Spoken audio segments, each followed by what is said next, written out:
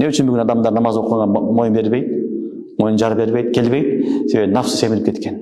Жүрөккө тамырлап кеткен. Ошон үчүн эми аны чыгарыш кыйын. Жаш көчөт болсо, жаш кезинде аны алып койсоң тамырдан сууруп болот. Ал тамырлаган сайын, ал картайган сайын тамырлайт ал нерсе. Эми чыгарыш кыйын болуп калат. Ошон үчүн Аллах субханаху ва таала бизге Рамазан тазалануу ай берген.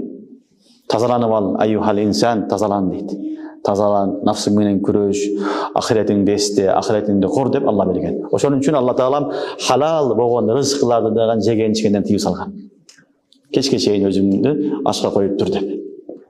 Орозо деген бир гана тоюп алып жеп, уктап же интернет чукулап анан ооз ачып алып эмес тугандар. Ушинтип орозо кармагандар да бар. Өтө тоюп жейт могу жерге чейин. Анан уктайт кечке чейин. Анан бош убагында интернет чукулайт, телефон чукулап, анан ооз ачат. Аллах акбар дегенде болду. Анан орозо кармадым дейт. Жок, бул орозо эмес тугандар. Орозонун максаты ал эмес.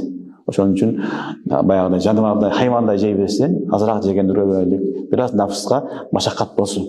Бир аз ач калган дүргөнсүн. Ичибиздеги нафсыбыздагы майлар эрисин.